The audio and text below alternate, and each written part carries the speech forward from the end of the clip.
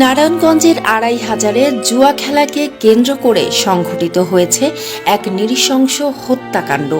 Brahmandi union পরিষদের ৩ নম্বর ওয়ার্ডের সদস্য সোহেলকে কুপিয়ে ও পিটিয়ে হত্যা করা হয়েছে, এমন অভিযোগ তুলেছেন নিহতের পরিবার।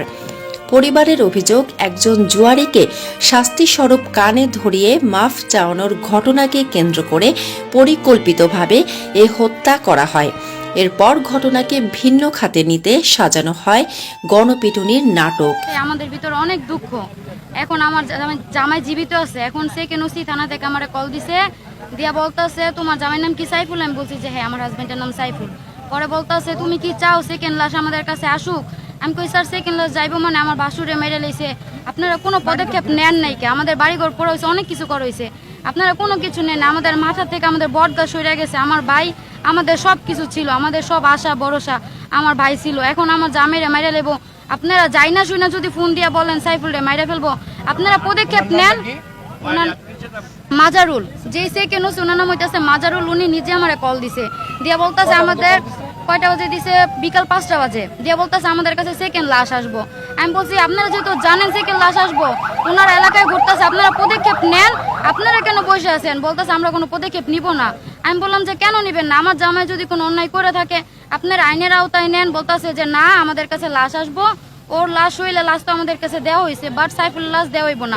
আর শরীফের হাতে পিস্তল ছিল, শরীফের পকেট আপনারা দেখবেন পিস্তল আছে, ওই পিস্তল দিয়ে আমার বাইরে ধইরা পরে ভিতরে নিয়ে গেছে, ভিতরে নিয়ে পিছন দিয়া বাড়ি দিয়া ফালাইয়া পরে সবাই মিলে ধইরা ওরা বাঁধছে, বাইন্দা যে যেমনে পারছে এমনি মার দূর করছে। পরে হেলালাইছে, হেলালাইয়া বলছে যে রাটকাইছস? হ্যাঁ ঠিক আছে, রাটকাইছস, ঠিক আছে, আর মেরে ফেলা। পরে হেলালে নিজে চাপাতি দিয়া এই চাপার মধ্যে একটা কূপ দিছে আর শাহাদাতে নিজে সুইচ গিয়ার দিয়া দৌড়ের মধ্যে ফার দিছে, আর উনিকে ধরে রাখছে। পরে সবাই মিললে কুপাইছে। আর এটারে পরে কি করছে, মাইক দিয়া মাইকিং কইরা মানুষের না গণহত্যা হিসেবে চালাই দিতে চাইছে তারা। গত ৩০ সেপ্টেম্বর সকালে উপজেলার বালিয়াপাড়া এলাকায় ঘটে এ ঘটনা। নিহত সোহেল ছিলেন জনপ্রিয় স্থানীয় প্রতিনিধি।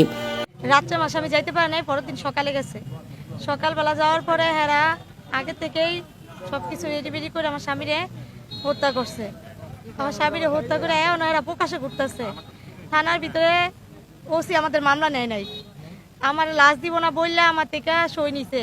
ওসি সই নিয়ে ওসির মন মতন একটা জিটি করছে, গরুর মতন বাঁধছে, বান্ধা পরে মারছে, পিটাইছে। ইয়ার পরে হেলাল একটা চাবাটি লেগে গেছে, চাবাটিটা লয়ে গলার মধ্যে পুষ দিছে আর মাথার মধ্যে পুষ দিছে। ইয়ার পরে মাইরা তোর সবাই মাইরা রাখা তারা ইসনাই মিল্লা ৩-৪ জনে মারছে। আমি হত্যা কইরা করে পালাইতেছে, বাইরে এসরা পালাইতেছে। আমরা যাই এটুকুই আমরা দেখছি। আমার বোলার বিচার চাই সরকারের কাছে।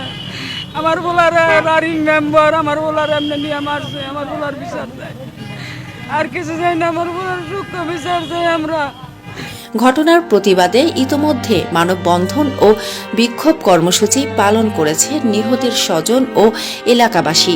তারা দাবি করছেন এই হত্যাকাণ্ড কোনো আকস্মিক ঘটনা নয়, এটি একটি পরিকল্পিত হত্যার ফল। ডেস্ক রিপোর্ট, বর্তমান বাংলাদেশ।